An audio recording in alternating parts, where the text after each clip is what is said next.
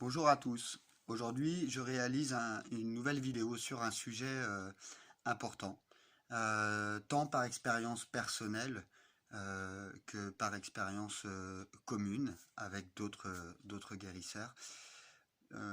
Et aujourd'hui, je désirais commencer une présentation euh, d'un passage de la Bible euh, pour donner quelques réponses en fait aux personnes, des réponses qui ne viennent, qui viennent de la Bible directement, hein.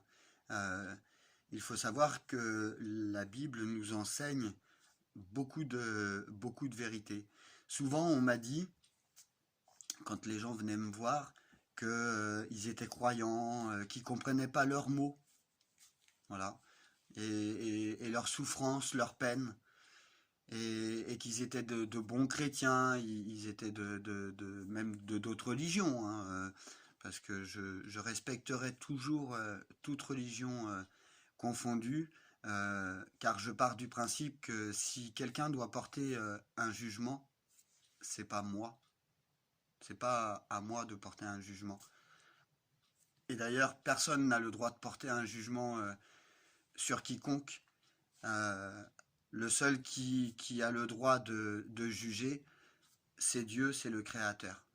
Ensuite, c'est en tant que famille chrétienne ou même famille dans le respect de Dieu, c'est l'enseignement que le Christ nous avait donné. Aimez-vous les uns les autres. Et en fait, dans sa parabole, Jésus-Christ nous avait tout donné. Il nous a tout donné.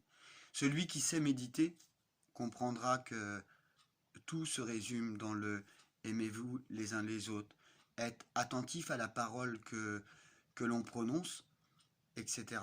Alors je ne vais pas m'étendre plus loin dans le sujet car il y a des personnes qui sont spécialisées pour étudier, pour vous aider à étudier la Bible et qui vous donneront des réponses au travers de la Bible et non des personnes qui vous dicteront une ligne de conduite, quelle que soit la religion, car les textes sont écrits. Et pour avoir les réponses, c'est en allant chercher les réponses dans ces textes anciens. Donc aujourd'hui, je tenais à vous présenter en fait un passage de la Bible, donc c'est 1 Pierre 3 et 1 Pierre 4. Et voilà ce qu'il est dit dans la Bible donc à Pierre. Euh, Ainsi donc, Christ ayant souffert dans la chair, vous aussi, armez-vous de la même pensée.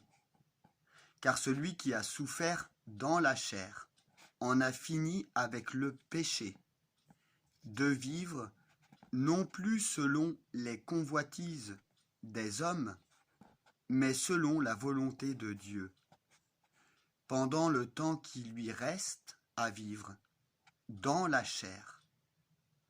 C'est assez, en effet, d'avoir dans le temps passé accompli la volonté des païens en marchant dans la dissolution, les convoitises, l'ivrognerie, les excès du manger et du boire, et les idolâtries criminelles. Aussi trouve-t-il étrange que vous ne vous précipitiez pas avec eux dans le même débordement de débauche. Et ils vous calomnient. Ils rendront compte à celui qui est prêt à juger les vivants et les morts. Car l'Évangile a été aussi annoncé aux morts, afin que, après avoir été jugés, comme les hommes quant à la chair, ils vivent selon Dieu quant à l'esprit. La fin de toute chose est proche. Soyez donc sages et sobres pour vaquer à la prière. Avant tout, ayez les uns pour les autres une ardente charité, car la charité couvre une multitude de péchés. Exercez l'hospitalité les uns envers les autres sans murmure. comme de bons dispensateurs des diverses grâces de Dieu. Que chacun de vous mette au service des autres le don qu'il a reçu.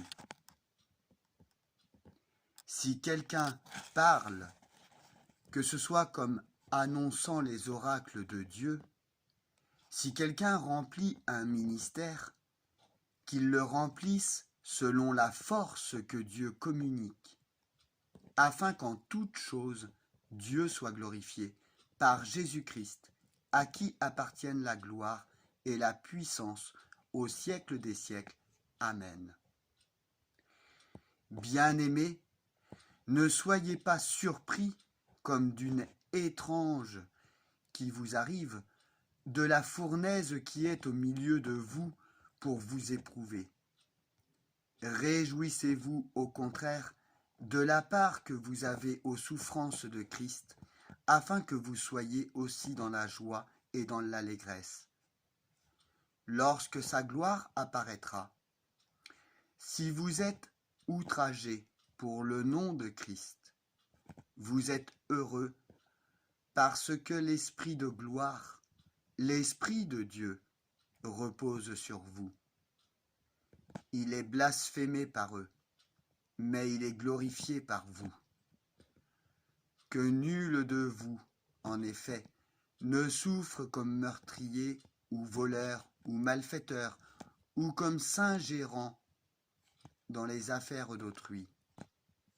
Mais si quelqu'un souffre comme chrétien, qu'il n'en ait point honte, et que plutôt il glorifie Dieu à cause de ce nom. Car c'est le moment où le jugement va commencer par la maison de Dieu. Or, si c'est pour nous qu'il commence, quelle sera la fin de ceux qui n'obéissent point à l'évangile de Dieu? Et si le juste se sauve avec peine, que deviendront l'impie et le pécheur? Ainsi que ceux qui souffrent selon la volonté de Dieu remettent leurs âmes au fidèle Créateur en faisant ce qui est bien. Voilà ce que nous dit l'évangile de Pierre. Toujours, tout est axé sur faire ce qui est bien, pardonner à son ennemi. Le pardon est se libérer de la colère, de la haine, des émotions qui détruisent à la fois notre corps et notre environnement.